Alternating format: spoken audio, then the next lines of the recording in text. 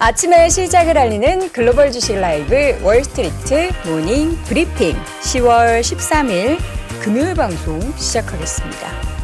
여러분 안녕하세요. 여도은입니다. 13일의 금요일이에요. 이런 것도 우리 이제 한 20대 분들은 잘 모르실까요? 13일의 금요일 막 무서운 영화도 있고 그랬잖아요. 어렸을 때 저는 그 무서운 영화를 잘 못 봤던 그런 기억이 있는데 어쨌든 13일의 금요일이 이렇게 툭 튀어나오는 거를 공감하는 우리 세대분들은 아마 제 세대나 제 윗세대 분들이 아닐까라는 생각이 들고요. 자, 여러분과 함께 공감대 형성을 하면서 뉴욕 증시 상황 쭉 확인해 볼 예정인데요. 5거래 만에 약세권으로 돌아섰습니다.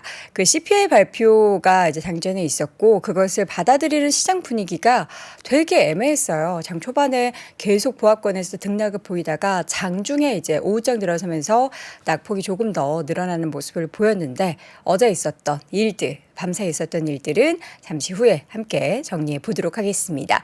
자, 그리고 오늘 이어지는 심층 인터뷰 매주 금요일마다 함께 해주시는 분이죠. 연세대학교 국제학대학원 이남우 교수와 함께 할 텐데요. 지금도 이제 옆에 스튜디오에 함께 계시는데 무언가 굉장히 열심히 또 정리를 하고 계십니다. 어떠한 또 깊은 이야기를 해주실지 잠시 후 확인해 보도록 하겠습니다. 자, 그리고 월가의 소식은 오늘도 미국 주식에 미치다 이항영 전문위원과 함께 CPI 내용부터 기업에 대한 다양한 이야기까지 정리를 해보도록 하겠습니다.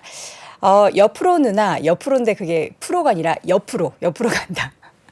몇 시에 일어나냐고 제이슨님께서 질문을 올려주셨는데 여러분 예상을 한번 해보세요. 산수로 계산 한번 해보세요. 제가 집이 남양주고요. 몇 시에 일어나야 여기에 올 수 있을지. 어떻게 이렇게 준비를 하고 올 수 있을지 계산해보면 딱 답이 나옵니다. 답을 맞추신 분들께는 축하드리겠습니다.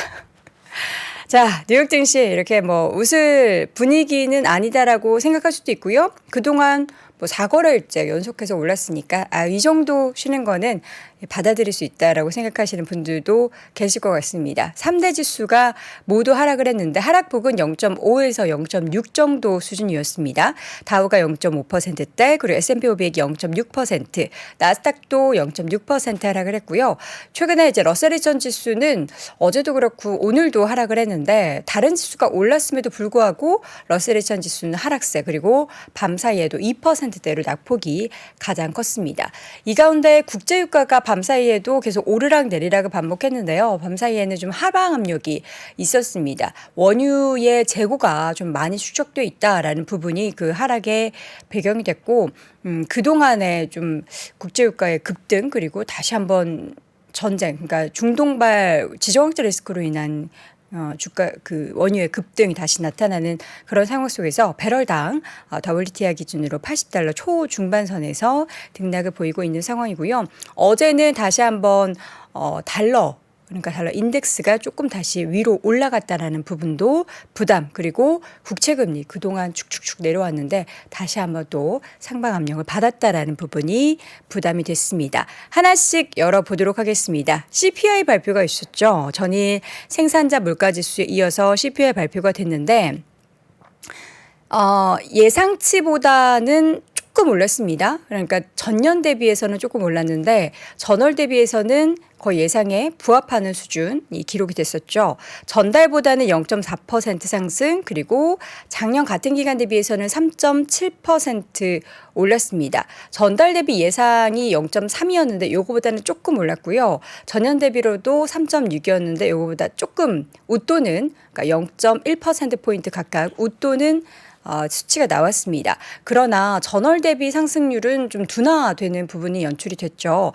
지난달 8월에 발표됐었던 9월에 발표됐었던 8월 CPI 같은 경우에는 전월 대비해서 0.6% 증가가 있었는데 이게 이제 지난 9월에는 0.4%로 조금 둔화된 상황이고요. 전년 대비해서 3.7% 올랐던 건 이번에도 9월에도 동일한 상황이 연출이 됐습니다.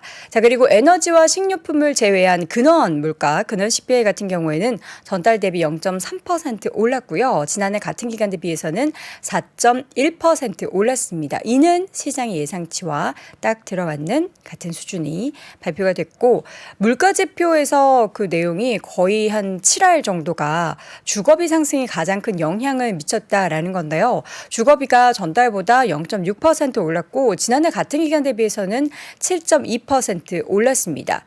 주거비가 좀 점진적으로 하락해서 이 물가가 좀 꺾이는 것을 기대했었던 부분들이 완전 와르르 무너져서 이 주거비 하락세가 빠르게 반영되고 있지 않고 있다라는 것을 또 시사하는데, 우리가 뭐 작년에도 항상 그 쉘터, 뭐 렌트 이런 것들이 왜 이렇게 빠르게 반영 안 되느냐, 보통 이렇게 뭐 몇 개월간의 레깅이 있다, 뭐 이런 얘기 참 자주 했었던 걸 기억을 하는데, 이번에도 그런 비슷한 이야기들이 나오고 있습니다.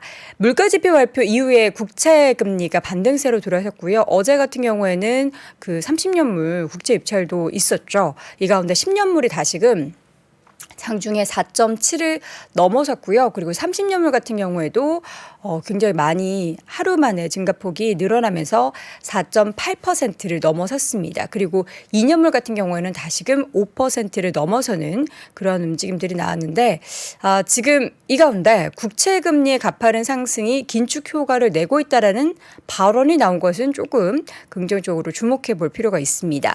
수잔 콜린스 보스턴 연은 총재의 발언을 보면요.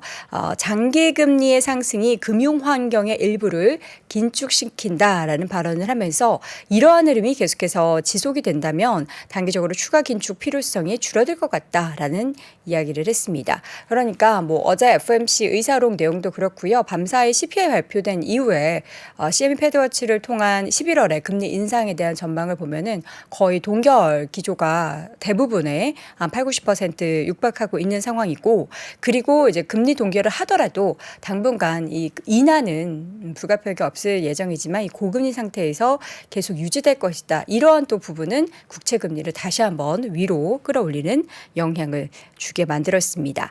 자, 그럼 섹터의 움직임을 보자면요. 에너지, 기술 관련한 섹터를 제외하고는 모두 9개 종목이 9개 업종이 하락을 했는데, 종목 가운데서 어제 실적을 발표했었던 델타항공 같은 경우에는요. 예상치를 웃돈 실적에도 불구하고 연간 이익 전망치를 좀 하향 조정을 했습니다. 그러면서 주가가 하락을 했는데요. 맵을 다 함께 보도록 하겠습니다. 자, 빅테크 종목들은 약간 혼조를 보였습니다. 낙폭이 크지 않았던 종목들도 눈에 띄고요. 반면 테슬라나 요 아래에 있는 포드나 GM의 주가가 좀 하락을 했다라는 부분이 좀 아쉽습니다. 포드나 GM, 특히 이제 자동차 관련해서는 지금 뭐 계속 파워업 이슈가 주가를 들었다 놨다 하는 그런 상황이죠. 근데 포드 같은 경우에는 노조가 파업을 확대했다라는 소식이 전해지면서 다시 한번 주가가 2%대로 확대 시장에서 주가가 하락하는 모습을 보였고요. GM도 마찬가지로 2%대, 테슬라도 1.57% 하락을 했습니다.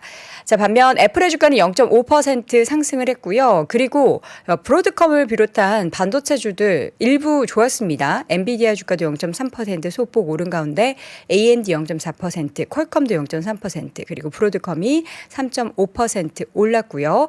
마이크로소프트는 0.3% 하락, 구글도 0.9% 하락, 메타도 1%대 조정. 어제 사상 최고가 기록했다라는 소식을 전해드렸는데 이 두 종목은 나란히 사상 최고가 경신한 뒤 숨고르기를 나타내고 있는 상황입니다. 아래 있는 넷플릭스와 디즈니도 좀 쉬어갔고요. 밤사이 워너브라더스 디스커버리의 좀 주가 낙폭이 컸습니다. 5.8%까지 하락을 했고, 필수 소비재 쪽 최근에 뭐 계속 좀 안 좋은, 펩시는 실적 발표하고 나서는 괜찮았는데 그러고 나서는 어제 오늘 계속 하락하네요. 오늘도 2%대 하락, 코카콜라도 1%대 하락을 보였습니다. 계속 좋은 뭐 일라일릴리는 0.8% 상승을 더했고요. 실적 발표 예정되어 있는 유나이티드 그룹의 주가도 0.2% 올랐습니다. 개별 종목들 몇 가지 보자면 약국체인 월그린스, 부츠 얼라이언스 매출이 예상치를 웃돌았다는 소식에 7% 넘게 올랐고요.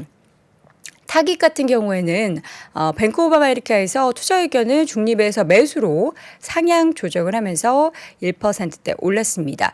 또 종목 가운데서 어제 상장했었던 버켄스탁 상장 당일에도 10% 이상 밀렸는데 밤사이에도 6%대 하락하는 모습이 보였고요. 또 호멜푸드가 요즘 노조 관련해서 뭐 자동차도 이야기 많지만 호멜푸드가 시간당 임금 인상을 포함한 근로계약 체결이 나타났다라는 소식이 주가를 10% 가까이 하락하게 만드는 원인이 됐습니다. 또 모기지 금리가 23년 만에 최고치를 기록했다라는 소식 가운데 디아루톤을 비롯해서 풀티그룹 같은 주택건설 관련한 기업들도 주가가 밀리는 모습이 보였고요. 한 가지 더 플러스 항상 목요일에 발표되는 지난주 신규 실업수당 청구 건수가 20만 9천 건을 기록하면서 전주 대비 더 늘었습니다. 2천 건 늘었는데 뭐 항상 월가의 전망치를 하회하는 그런 흐름이 나타났음에도 불구하고 이번 주에는 월가의 전망치를 좀 부합하는 수준의 신규 실업수당 청구 건수가 발표가 됐습니다. 자, 이렇게 전반적인 뉴욕 증시 분위기 여러분은 어떻게 좀 보셨습니까? 국채금리가 다시금 올랐다라는 부분은 가장 시장에 좀 안 좋은 악재인 것 같은데요. 또 이를 어떻게 우리가 해석해 볼 수 있을지 잠시 후 이어지는 심층 인터뷰 연세대학교 국제학대학원 이남우 교수와 함께 다시 돌아오겠습니다. 네, 월스트리트 모닝 브리핑 함께하고 있습니다. 호멜 하면 스팸 만들면서 저 최근에 스팸을 안 먹은 지가 꽤 된 것 같습니다. 또 뭐 그러잖아요. 뭐 이런 가공식품 안 좋다, 소세지 안 좋다 그런 얘기 들으면 또 한동안 못 먹겠더라고요. 근데 또 구워 먹는 스팸 하얀 밥에 따끈한 밥에 딱 올려 먹으면 너무 맛있죠. 여러분 아침 챙겨 드시길 바라겠고요. 이번에는 심층 인터뷰 연세대학교 국제학대학원 이남우 교수와 함께합니다. 교수님 어서 오세요. 네, 안녕하세요. 제가 뭐 아침에 이렇게 컨닝 페이퍼 만드는 걸 또 얘기를 하시네요. 저 컨닝 페이퍼인지 모르고 열심히 항상 아침마다 뉴스 업데이트 되는 거 보시잖아요. 그래서 그거 보신다고 생각하고 좋게 영어로는 그 치트시트라고 그러거든요. 뭘 컨닝 하시려고 이렇게 쓰시고 계셨어요? 뭐 이제 숫자가 기억이 안 나서 그냥 몇 개 적었습니다. 어떤 숫자였을까요? 그러니까 오늘 이제 우리 첫째 뉴스 그 CPI가 이제 전월 대비도 있고 전년 동기 대비도 있고 이제 근원도 있잖아요. 맞아요. 그리고 뭐 이제 쉘터를 또 빼면 또 틀리고 그래서 이제 숫자가 가물가물해서 그래서 이제 좀 쭉 정리를 했습니다. 네. 자, 그러면 오늘 그런 다양한 숫자를 비롯해서 굵직하게 5가지 주제를 지금 준비해 주셨는데 너무나 감사드립니다. 항상 이렇게 전날 보면서 내일 이거 다 하면은 우리 시청자분들 되게 좋아하시겠다 이런 생각이 들었거든요. 하나씩 좀 힌트 좀 주시겠어요? 이제 먼저 좀 전 얘기하신 지금 시장이 많이 기다렸던 9월 CPI. 그러니까 어제 미국 시간으로 시장 열리기 전에 발표돼서 이제 주식채권 시장에 이미 영향이 나타났죠. 그래서 그 얘기를 좀 드리고 뭐 그냥 예상에 부합하는 것 같아요. 조금 안 좋게 나왔지만 근데 근본적인 질문을 사람들이 던지는 것 같아요. 연준이 목표로 하는 2%를 과연 갈 수 있나? 이게 3%가 거의 이제 3% 선에 고착화되는 게 아닌가? 그래서 이제 그것과 관련된 게 이제 두 번째인데 미국에서 뭐 헤지펀드 매니저 중에 가장 좀 그 임팩트가 있고 똑똑한 발언을 하고 이분도 유대인이에요. 그래서 지금 우크라이나 전쟁에도 뭐 많은 기부를 했고 그다음에 이스라엘 하마스 대치 관계에 관해서도 코멘트하는데 이제 이분이 이런 얘기를 했어요. 최근에 계속 미국 국채를 공매도를 해서 4조 원을 이분은 벌었습니다.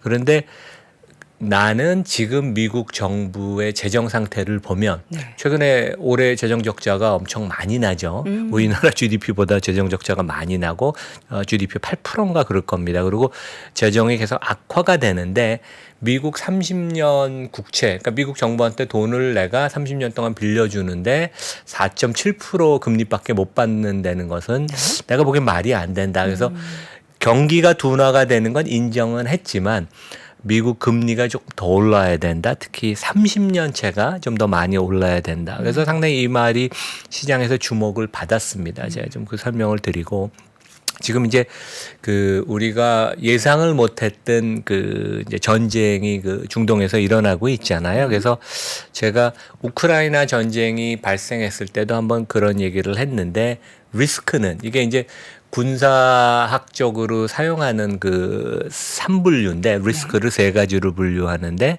우리가 아는 리스크, 두 번째 알지만 예측하기 어려운 리스크, 세 번째는 우리는 생각도 못했고 그런 리스크가 있다는 거를 시장은 투자가는 알지도 못하는 그러니까 unknown이라고 이제 네. 영어로 표현하는데 실제 이제 전쟁이 이제 그런 거죠. 그래서 이제 그 얘기를 말씀을 드리겠습니다. 그리고 업종 이제 종목으로 넘어가서 제가 추석 연휴에 세계 시리즈로 약간 그 투자 관련된 그 좀 교육적인 그런 유튜브를 올렸는데 이제 마지막에 이제 밸류에이션 관련된 거였어요. 그래서 그 패그 레이셔 성장주를 퍼 대비 미래 장기 성장 대비 이제 비교하는 걸 패그 레이셔라고 하잖아요. 네. 분자에 퍼를 놓고 분모에 5년 그 이익 증가율을 놓는데 이제 미국의 대표적인 성장주인 엔비디아와 국내 이제 배터리 주식을 놓고 이제 제가 비교를 간단히 하겠습니다. 네. 근데 마지막으로 이제 이번 주에 그 소비 관련된 주식들인데 펩시, LVMH 좀 전에 펩시 말씀을 하셨지만 네. 간단하게 이것이 주는 시사점이 뭔지 이제 그런 얘기를 해보겠습니다. 네. 하나씩 열어보도록 하겠습니다. 일단 CPI 내용부터 좀 확인을 해볼까요? 그래서 이제 우리가 그 일반적으로는 기업 그 분석을 할 때 이제 전년 동기 대비를 보면 돼요. 근데 이제 지금처럼 우리 미국 CPI 같이 이 큰 변화를 보일 때는 전년 동기뿐만 아니라 전월 대비를 같이 봐야 되는데 네. 우리 이제 여기 그 띄워주시면 그 전년 동기 대비 미국 CPI 여기 이제 파란 선이 이제 그것이고 작년 여름 이후로 쭉 내려왔다가 금년 6월, 7월은 괜찮았어요. 근데 이제 8, 9월에 조금 올라오고 전년 동월 대비 3.7% 약간 요거보다는 낮게 나올 줄 알았는데 생각보다 좀 높아서 시장이 약간 걱정을 하고 그다음에 이제 그 밑에 그 녹색으로 표시된 것은 그 CPI에서 이제 우리가 에너지와 음식료를 제외한 근원 물가, 네. 이제 근원 물가가 4.1%. 그래서 실제 이게 인플레이션을 보고 연준이 좀 더 중요하다고 판단을 하는 것인데 상반기에 많이 떨어졌다가 최근에 그 하락의 폭이 좀 둔화가 되는. 그러니까 이제 어떻게 보면 이제 하방 경직성을 좀 보인다고 하죠. 그래서 시장이 이런 점을 걱정을 하는 것 같아요. 그래서 금리 워낙 많이 올려서 특히 모기지 금리가 7.7%까지 올라갔습니다. 그래서 주택업체들 주가가 좀 많이 빠졌는데 모기지 금리, 그다음에 자동차 할부금융 금리, 그다음에 뭐 여러 가지 그 신용카드 금리 뭐 여러 가지 금리가 너무 높아서 경기가 더 둔화가 되고 인플레가 결국 내려오는 건 맞는데 결국 2%까지 내려오지 못하는 것 아닌가. 3%가 거의 이 고착화되는 게 아닌가. 그러면 이제 제가 좀 더 자세하게 말씀드릴 빌 에크만의 얘기가 맞죠. 그러니까 약간 그 매크로의 구조적인 그림이 바뀌어서 higher for longer가 상당히 진짜 고착화되는 것이 아닌가. 이제 그런 걱정을 좀 하는 것 같습니다. 네. 그리고 이제 다음에는 아까 말씀드린 이제 전월 대비. 그래서 이제 여기 보시면 그 근원 물가 여기 녹색으로 표시된 게 6월, 7월에 좀 많이 내려갔다가 최근에 보면 8, 9월에 올라오는 모습. 특히 이제 8월 달에는 전월 대비 0.3% 상승이니까 연율화 시키면 3%를 훌쩍 넘죠. 그래갖고 이제 그런 점들이 좀 부담이 많이 되는 것 같아요. 예. 지금 이제 물가지표 사실 발표가 되는 그 최근 몇 개월을 보면은 이제 워낙에 하방에서 계속 이제 이게 더 확 떨어질 것인가에 대해서는 시장에서는 큰 기대를 하지 않고 있어서 일각에서는 그런 얘기까지 나오잖아요. 페드에서 이거 그들의 목표였던 근원 물가 기준으로 2% 이거 포기해야 된다. 고물가의 고착화를 그냥 인정해야 된다. 경제학자들 사이에서 이제 그런 논란이 국내에서도 좀 얘기가 나오는 것 같은데 이 2% 목표를 포기하고 네. 3% 상향 조정을 하든지 아니면 다른 식의 어떤 목표를 벤치마크를 해야 되는 게 아닌가 이제 그런 얘기가 많이 나옵니다. 예. 네, 그런 이야기가 나오는 것을 이제 페드도 알고 있을 텐데 과연 이거를 뭐 변경시킬지는 우리가 또 알 수가 없는 거죠. 자, 이어지는 주제는 공매도로 돈을 많이 벌었는데 왜 우리 증시의 여러 가지 격언? 명언 중에 이런 얘기 있잖아요. 쇼 쳐서 돈 벌기 어렵다는데 쇼 쳐서 돈 많이 버셨네요. 그러니까 저도 뭐 한 20 몇 년 전에 네. 그 해외에서 외국 자금으로 헤지 펀드를 몇 년 운영했지만 이 일반적인 분석하는 거랑 네. 그다음에 이제 전통 액티브 펀드 하는 거랑 또 헤지 펀드는 다른 차원의 여러 가지 리스크가 있거든요. 근데 이제 빌 액만은 뭐 거의 월가 헤지 펀드의 지존 중에 하나죠. 그리고 네. 이 사람은 되게 트위터도 되게 많이 하고 되게 활발하게 커뮤니케이션을 해서 이제 더 항상 주목을 받는데 최근에 이제 그 인터뷰에서 그런 얘기를 했어요. 본인이 미국 국채를 공매도를 쳐서 한 30억 달러를 벌었다. 그래서 왜냐하면 이제 금리가 올라간다는 것은 채권 가격이 그만큼 떨어졌다는 얘기. 특히 이제 장기채 30년짜리를 공매도 친 것 같거든요. 그래서 이분이 얘기한 것은 워낙 여기 연준이 금리를 많이 올려서 모기지 금리 뭐 여러 가지 다 기타 금리를 놓고 볼 때 미국 경기가 이제 확실히 둔화되는 것은 맞다. 하지만 근본적인 왜냐하면 채권의 금리라는 것은 내가 투자한 그 채권이 그 원금을 갚을 수 있는 능력 채무 상환 능력이 가장 근본적인 그 척도인데 그런 면에서 보면 우리가 미국 정부가 세계 최대 국가고 미국 정부가 무슨 일이 있겠냐 얘기를 하지만 우리가 냉정하게 따져보면 미국 재정이 워낙 안 좋아졌고 앞으로도 계속 안 좋을 것이기 때문에 내가 30년 동안 미국 정부에 투자를 하는데 4.7% 금리는 만족할 수 있는 수준이 아니다.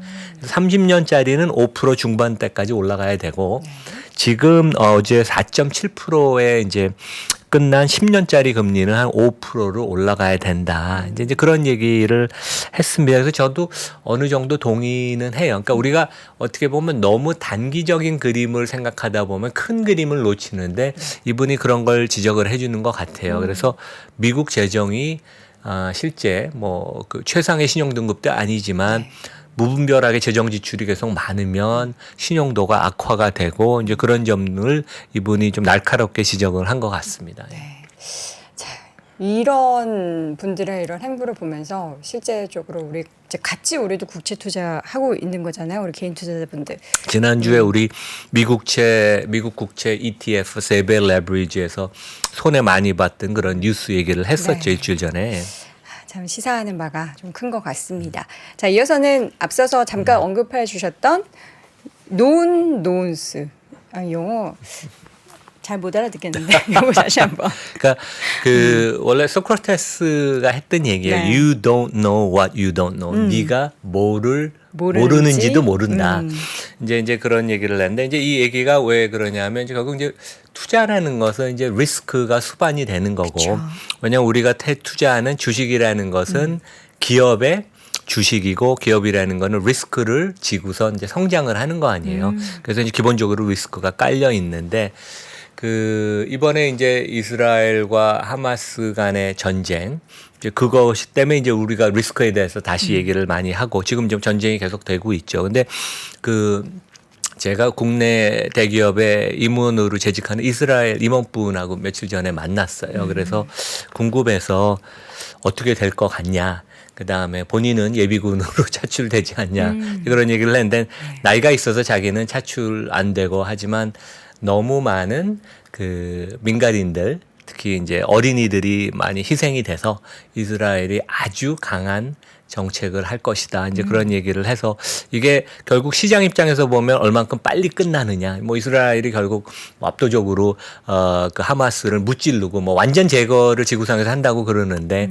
결국 이제 빨리 끝나면 이거는 이제 잠깐 반짝하는 그 리스크고 이게 이제 장기화되면 이제 확대가 되면 여러 가지 리스크인데 이제 옛날에 럼스필드라고 미국의 국방장관 중에 상당히 유명했던 분이 있어요. 네. 그래서 그분이 전쟁을 할 때 그 리스크를 이렇게 세 가지를 봐야 된다. 제가 이제 시장과 관련돼서 얘기를 하면 known. 그러니까 리스크인데 우리가 아는 리스크.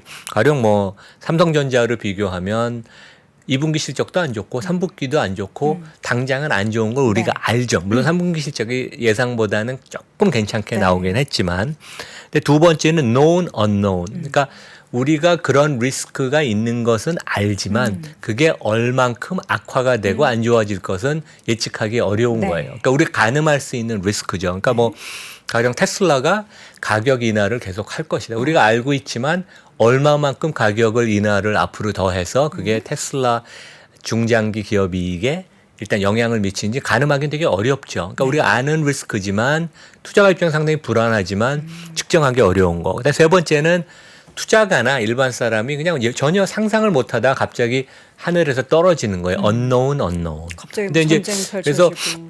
이번에 이제 전쟁 같은 게 그렇고 그 비오 코로나도 액반도 그런 얘기를 했어요. 뭐 중국과 대만 간에 갑자기 어떠한 지정학적인 리스크가 확 올라간다든가 뭐 양안 관계라 그러죠. 그래서 그런 것들이 하여간 시장에 우리가 대비를 해야 되는데 그 레이 달리오가 이런 얘기를 얼마 전에 했습니다. 그래서 이런 것을 대응하는 건 현실적으로 불가능하지만 내가 집중 포트폴리오가 아니고 좀 다변화된 포트폴리오. 그러니까 뭐 주식 채권을 같이 갖고 있는다든가 주식 예금을 같이 갖고 있는다든가 주식을 해도 한국, 미국 주식을 골고루 갖고 있고 미국 내에서도 IT에 다 몰려 있지 않고 컨슈머 주식도 사고 뭐 이제 이런 식으로 좀 분산화시키는 것이 unknown을 우리가 대처할 수 있는 방법이다. 이제 이렇게 생각하시면 될 것 같습니다. 네. 그러면 이 가운데서 우리는 그래도 뭐 어쨌든 투자를 계속해서 이어가야 한다면 좋은 기업에 대한 기준을 명확히 세우고 그런 기업을 그런 업종을 찾는 게 가장 중요할 것 같은데 그 기준을 한번 좀 이야기를 해볼까요? 그러니까 제가 한 2, 3년 전에 책 쓸 때 이제 이 얘기를 했다가 우리 3프로에서 그때 김프로 정프로가 초대해 주셔서 이건 무슨 얘기냐 이제 그런 기억이 있는데 네. 그러니까 네 가지 종류의 주식이 있다고 제가 한 20 몇 년 전에 저희 그 미국의 큰 고객 헤지펀드 파트너가 저한테 이런 얘기를 했어요. 세상에 몇만 종류의 주식이 있는데 네 가지로 나눌 수 있다. 그래서 이제 크게는 이분법으로 해서 good company, bad company, 좋은 기업, 나쁜 기업을 나누고 각각에 대해서 좋은 주식, 나쁜 주식이 있다. 그래서 이제 뭐 한국으로 치면 뭐 삼성전자, 현대차, 네이버 같은 데는 good company죠. 좋은 업종에 뛰어난 경영진이 뛰어난 비즈니스 모델을 갖고 높은 수익성을 내고 압도적인 그런 경쟁력이 있는 거죠. 이제 삼성전자도 7만 원 미치면 good company, good stock이고 저평가돼 있으니까.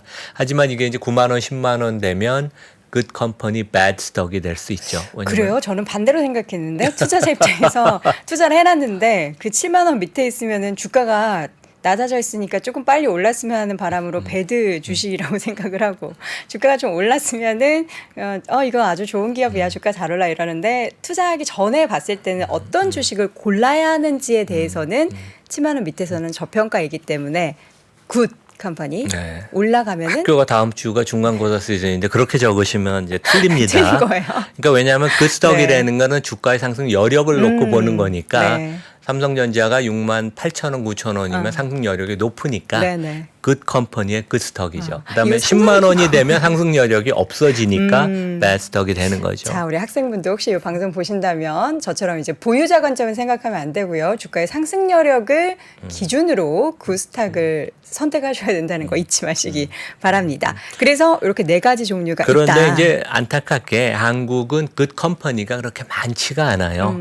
그래서 그 미국이 역시 그 서학개미 분들 투자하는 미국이 good company가 워낙 많고 다양한 산업에 포진이 돼서 우리가 그 중에서 좀 골고루 고르는 것이 되게 좋다는 말씀을 드리겠고. 네. 이제 밸류에이션은 뭐 약간 좀 기술적인 얘기인데 우리가 크게 보면 세 가지, 그러니까 배수, 멀티플로 우리가 접근을 한다면 이익의 배수, 현금 흐름의 배수, 자산 가치 배수로 얘기를 할 수 있는데 무형 자산, 브랜드 가치, 사람 퀄리티, 그다음에 R&D 이런 그 자산 가치는 재무제표에 안 나타납니다. 대차 대조표에는. 그래서 자산 가치는 점점 덜 중요해지고 은행주들 빼놓고 은행주는 이제 그게 여전히 되게 중요한 PBR이 배수인데 이익 배수가 우리 투자가들이 보기 제일 쉬운 것이고 PER, 퍼의 배수라는 건 기본적으로 그거 아니에요. 올해 예상되는 이익의 몇 배로 내가 사느냐. 네. 그러니까 평당 2천만 원에 사느냐, 5천만 원에 사느냐, 1억에 사느냐, 아파트로 놓고 보면. 그리고 요것을 조금 더 응용한 게 퍼가 분자에 들어가고 분모에는 5년 이익 성장률의 예상치. 그러니까 향후 5년 동안 이익이 얼만큼 증가할 거냐. 이제 그게 이제 패그 레이쇼고 이제 그런 얘기를 국내에서 뭐 일부 업종 성장성을 얘기하면서 이제 논의가 됐는데 제가 이제 그 얘기를 드릴게요. 그래서 이제 먼저 제가 패그 레이쇼 설명드리기 전에 밸류에이션의 정답은 없습니다. 딱 떨어지는 정답이 없어요. 그래서 거의 모든 투자가들이 애플이 좋은 기업이라고 다 공감을 하지만 하루에도 애플은 10조 원 이상 주식이 거래됩니다. 네. 파는 사람도 그렇게 많다는 얘기죠. 그렇죠. 그만큼 밸류에이션의 정답은 없다.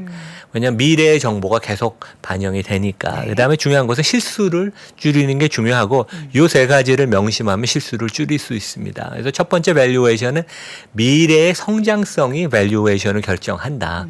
과거에 너무 집착하지 말고 두 번째는 과거에 어느 정도 밸류에이션에 거래됐는지를 알아야 돼요. 그래서 제가 이제 애플 예를 전에도 한번 들었는데 애플은 최근에 25배에서 30배 퍼 사이에서 거래가 돼요. 그래서 190달러 갔을 때 주가 저항받은 게 퍼 기준으로 30배예요. 그래서 물론 작년에 코로나가 심했을 때는 퍼가 20배까지 떨어진 적도 있지만 어떻게 보면 그런 트레이딩 밴드가 있어서 우리가 이제 그걸 알아야 된다. 그다음에 세 번째는 이것과 관련이 있는데 시장 및 업종 평균과 상대적으로 비교를 해야 돼요. 우리가 빅테크가 저는 여전히 괜찮다고 생각하는 게 빅테크, 엔비디아, 테슬라 7개 더한 거에 퍼의 평균이 27배인데 미국 시장 대비 50% 프리미엄이면 그 정도 프리미엄은 저는 줄 수 있다고 생각을 해요. 그래서 시장과 업종의 평균과 우리가 상대적으로 비교를 해야 된다. 그래서 이 세 가지가 되게 기억을 해야 될 것 같습니다. 자, 그러면 예를 이제 들어주십니다. 그래서 이제 우리 미국 성장주 중에 엔비디아 뭐 얼마 전 실적이 뭐 아주 뭐 대단했죠. 그래서 이제 주가가 400 약간 더 올랐더라고요. 지금 469달러인가 그런데 네.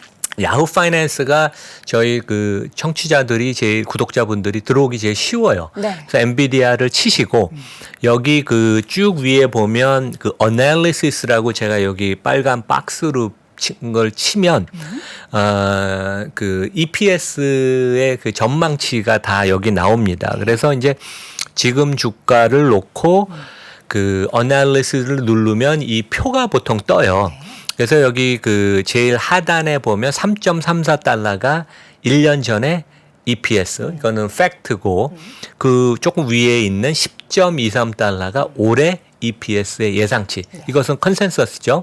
그다음에 거기로부터 더 오른쪽으로 하나 가면 내년 2024년 1년 후에 EPS 예상치가 16달러. 그러니까 이제 내년에 기업이익 증가율이 한 55% 60% 있을 걸 예상을 하죠. 그래서 우리가 그 패그 레이셔를 어떻게 계산을 하냐면 이제 지금 10월 중순이니까 내년 EPS를 갖고 하는 게 합리적이고 그래서 그 먼저 퍼를 우리가 계산을 하면 459달러를 내년 EPS인 16달러로 나누면 퍼가 29배예요. 그러면 미국 시장이 18배, 19배면 50% 프리미엄밖에 안 되니까 엔비디아는 저는 퍼 기준으로 봐도 저평가됐다고 보고 패그 레이셔를 보면 아까 그 표 바로 전 페이지의 표부터 조금 더 내려오면 네. 그 어널리시스에 이제 next 5year 향후 5년 동안 EPS 증가율이 나옵니다. 75%. 그러니까 이제 그 엔비디아의 EPS가 향후 5년 동안 매년 75%씩 증가하면 2027년에 47달러가 됩니다. 그러니까 지금 주가 대비 퍼가 10배밖에 안 된다는 거죠. 물론 5년 후를 가정을 하면. 근데 이제 패그 레이셔로 돌아가면 분자의 29배 퍼를 놓고 분모의 5년 동안 이익 성장률 75%를 놓고 보면 패그 레이셔가 0.4배밖에 안 됩니다. 그러니까 상당히 저평가됐다. 그래서 이제 그런 면에서 보면 진짜 빨리 성장을 하는 기업들은 퍼도 보고 가늠을 하고 패그 레이셔를 우리가 참고하면 될 것 같고 네. 국내에서 뭐 되게 많은 그 논란이 되는 그 배터리 주식 뭐 저는 상당히 고평가됐다는 얘기를 몇 달 전부터 계속 뭐 영상에서 제 유튜브에서도 했는데 추정퍼가 에코프로 BM을 놓고 보면 89배. 그다음에 저는 이 회사 매출 증가율이 향후 5년 동안 20-30% 되겠지만 이익 증가율은 더 그거보다 낮을 거라고 생각해서 10에서 15%. 그러면 패그 레이셔가 6에서 9배예요. 그러니까 대단히 높죠. 근데 공격적으로 보는 분들이 뭐 이익 성장률이 30%가 된다고 가정을 해도 그래도 패그 레이셔가 3배입니다. 그래서 엔비디아랑 가령 배터리 주식을 놓고 보면 확실히 엔비디아가 저평가된 것을 우리가 알 수 있다. 네. 이제 우리가 그렇게 생각할 수 있습니다. 여러분이 투자하시는 기업이 이제 성장주라면 여러분들도 이렇게 야후 파이낸스 가시면 숫자가 다 나와 있기 때문에 현재 주가와 이런 계산하는 걸 한 번씩 해보신다면 또 숫자로도 이 종목이 저평가되어 있는지 아니면 고평가되어 있는지를 또 확인해 볼 수 있으니까요. 참고해 보시면 좋을 것 같고요. 실적 발표 최근에 했었던 몇 가지 기업을 좀 이야기해 주시죠. 먼저 펩시 확인해 볼까요? 그러니까 뭐 펩시는 우리가 보통 얘기하는 필수 소비재. 네. 그러니까 뭐 한국은 우리 탄산음료를 많이 안 마시지만 미국은 그냥 달고 사는 사람들이 많으니까 필수 소비재고 네. 다음에 말씀드린 LVMH 명품의 지조는 이제 경기 관련 그 소비되죠. 근데 펩시는 뭐 시장은 실적이 되게 좋다고 화요일 날 아마 발표했습니다. 환호를 했는데 주가는 좀 밀리는데 그 내용을 보면 그렇게 좋지는 않아요. 그러니까 가이던스도 좀 올리고 3분기 실적도 괜찮았어요. 왜냐하면 네. 매출 증가율이 기존 공장 기준으로 사업 기준으로는 3분기에 전년 동기 대비 9% 성장을 했고 이익 성장은 이제 환 효과를 제외하면 왜냐하면 여기도 수출을 많이 하기 때문에 달러가 강해서 해외에서 발생된 매출을 달러로 환산하면 조금 손해를 봅니다. 근데 이제 그런 환율 효과를 제거를 하면 이익 증가율이 16%니까 이제 훌륭한데 그 실제 내용을 좀 살펴보면 물량 기준으로 여기는 시가총액이 한 300조 원쯤 됩니다. 코카콜라랑 펩시랑 시가총액이 거의 똑같아요. 근데 그 물량 기준으로는 한 1~2% 감소했어요. 탄산음료나 과자 부분이, 스낵 부분이. 그게 이제 가격을 뭐 한 거의 10% 정도 올려서. 그래서 그 펩시 같은 거 어떻게 보면 진짜 미국 사람들은 달고 사는 건데도 조금 소비자들이 가격 인상에 대한 저항이 조금 있는 거 아니냐. 이제 그런 것을 우리가 좀 유추해 볼 수 있고.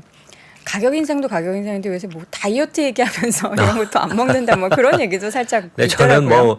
저는 좀 비만 치료제가 나와도 미국 사람들 네. 별로 안 변할 것 같습니다. 네. 예. 그리고 LVMH에서 주류 부분이 네, 그래서 이제 LVMH 게 실적이 그렇게 좋지 않았죠. 그래서 주가도 많이 조정받았고 그 뉴스 나왔는데 이제 여기서 그러니까 루이 브이똥 그러니까 우리가 이 명품 가죽 제품 그다음에 하드 럭셔리라는 시계 귀금속 그다음에 세포라는 괜찮았어요. 네. 우리 저 면세점이나 뭐 화장품 같은 거 이제 파는데 근데 이제 되게 약했던 게 모에 헤네시.